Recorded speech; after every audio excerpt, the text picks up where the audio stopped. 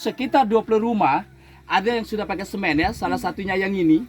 Tetapi membersihkan pakai kotoran kerbau, karena itu suatu tradisi kami di sini, sehingga tetap akan dipel pakai kotoran kerbau. Ini yang dinamakan bali bontar. Jadi bali bontar itu bersegi 4 ya, kotak bentuknya.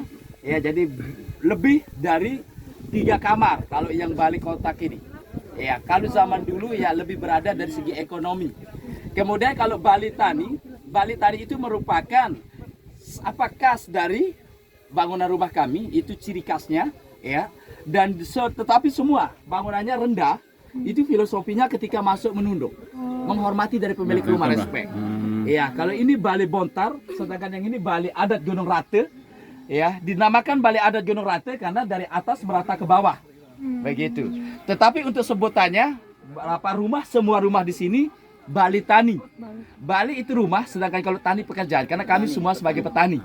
Begitu. Nah, jadi wanitanya semua menenun, karena sebelum bisa menenun berarti masih belum siap menikah. Maka dari umur kecil 8-9 tahun itu sudah belajar menenun. Hingga nanti dewasanya harus bisa. Tujuannya ketika menikah tidak hanya bergantung sama lakinya saja, tetapi sudah mampu untuk menghidupi keluarga. Jadi rata-rata wanitanya bertenun, dan itu yang dijual.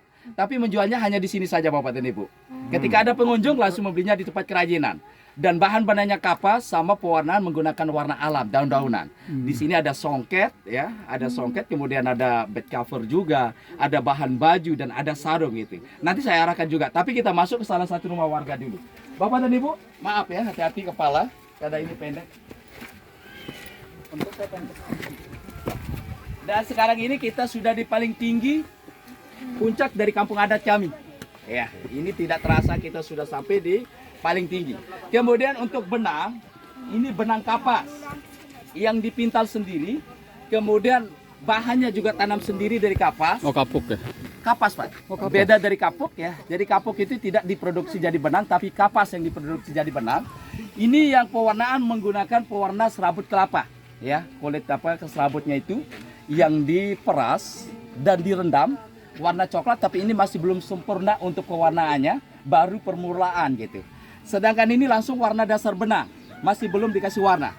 Terus daun nila warna biru ya. Biru nila. Sedangkan kuning dari kunyit. Oh. Dari daun kecipir. Ya. Arang, tetapi semua pakai kapur sirih untuk pelekat warna tidak luntur. Ya, sedangkan ini kulit kayu baku. Ya, jadi kulit kayu baku itu yang dibikin jadi warna oranye, merah atau merah darah lah begitu.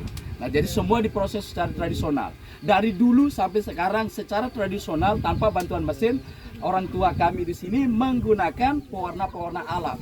Kemudian bahannya juga alam. Begitu. Iya. Tetapi ada benang yang dibeli seperti benang emas gitu dibeli. Namun prosesnya untuk tenunnya di sini juga seperti itu Bapak dan Ibu. Selanjutnya kita masuk ke salah satu rumah warga di sini ya. Tetapi Bapak dan Ibu, rombongan dari Ponek yang saya hormati, karena bangunan rumah adat kami rendah, pendek, jadi silakan menunduk ya. Ketika masuk dan begitu turun juga silakan menunduk. Dan ini merupakan salah satu rumah yang dipel pakai kotoran kerbau nantinya. Silakan, boleh kita lihat langsung ke dalam, masuk silakan. Ayo nunduk.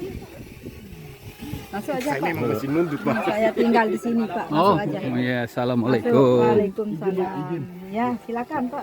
Dan ini lantainya itu, kalau lantai tanah liat dicampur sekam padi itu sebagai bahan perekatnya, sekam padi itu, dan dipel pakai kotoran kerbau. Ya, seperti yang saya ceritakan tadi, sehari-harinya biar tidak berdebu. Tetapi di saat kami akan melaksanakan upacara-upacara suci, maka 4-5 hari sebelum dipakai harus dipel dulu. Baru dianggap suci, dan itu bisa sebagai penolak bala begitu.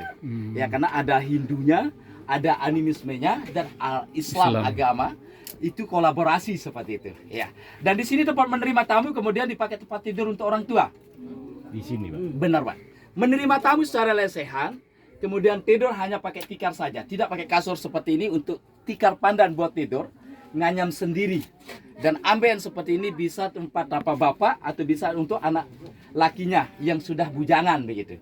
Ya, jadi di sini untuk anggota keluarga menerima tamu di sini hanya menggunakan alas tikar yang plastik kalau untuk menerima tamu. Lesehan doang seperti itu Pak. Kemudian di dalam ya, kita boleh lihat langsung ke dalam supaya lebih jelas seperti apa dari fasilitas rumah adat kami, rumah tradisional. Karena tidak dimiliki orang lain, ya, karena kita Indonesia berkaya ya, beragam suku dan bahasa sehingga beda-beda untuk tradisi kemudian dari khas bangunannya. Ya, dan di dalam dibagi dua ruangan Bapak dan Ibu Roman Ponik ya.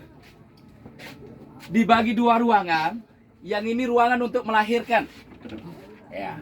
Melahirkannya masih dibantu dukun.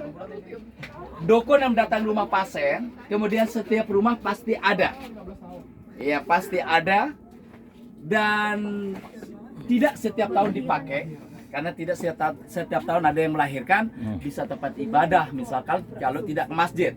Namanya dalam bali dalam, bisa juga tempat naruh barang begitu ya. Dan di sini tempat tidur untuk anak gadis bersebelahan dengan tempat masak. Kalau anak gadis itu tidak boleh tidur di luar, alasannya karena takut diculik, sehingga tidurnya harus di dalam. Karena adat kami di sini dua persepsi antara diculik dan dilarikan. Kalau kawin lari suka sama suka, saling mencintai yang namanya merari. Sedangkan kawin culik bertepuk sebelah tangan kalau bahasa kerennya. Jadi yang wanitanya tidak suka ke cowoknya, tapi cowok ini karena tidak mau diambil orang lain sepupunya sehingga memaksa. Dan boleh dipaksa di luar karena tidak memiliki sumber pribadi, artinya tidak ada di dalam rumah. Itu semua ada di luar, jadi bisa jadi diculik di luar. Yang dinamakan beroros, beroros itu memaksa begitu. Itu hanya ada di sini. Kalau di Lombok tidak memiliki, hanya kawin lari saja. Seperti Mas Bro kameramen kita ini ya kawin lari dia. Dilarikan ya? Iya, melarikan karena saling mencintai. Nah, baru diadatkan, baru memberitahukan ke pihak keluarganya bahwa itu sudah dilarikan dan baru melaksanakan adat namanya Surung Serah Haji Krame. Jadi Surung Serah Haji Krame ini cara meresmikan kedua mempelai menjadi suami istri yang sah dan kedua belah pihak sama-sama mengundang banyak orang untuk menyaksikan pernikahan anaknya bahwa menikahnya itu dilangsungkan secara adat dan secara agama. Dan baru nyongkolan setelah surung serahnya selesai. Nyongkolan ini cara memperkenalkan ke masyarakat luas bahwa itu sudah disahkan secara adat, diarak sepanjang 1 kilo lah, dengan iring-iringan pengantin pakai gendang belik seperti itu. Ya, jadi itu masih dilaksanakan dan masih kental adat-adat seperti itu Bapak dan Ibu.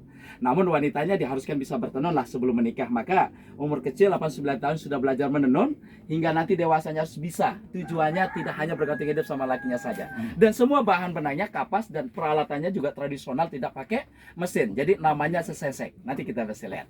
Dan memasaknya di sini Bapak dan Ibu rombongan Ponik yang saya hormati ya, masih menggunakan kayu bakar, tidak pakai kompor gas. Ini tempat Ya, air. masih tradisional ya. Dan ada juga gantungan kayu ini, bambu ini itu buat penerangan sebelum listrik dan sampai sekarang masih. Ketika kami akan melaksanakan upacara-upacara suci, misalnya penolak bala atau pergi ziarah, maka harus menggunakan lampu ini walaupun listrik sudah masuk. Baik, untuk Pak, selanjutnya. izin bentar yang udah masuk kita foto di sini dulu. Oh, siap di sini. Oke.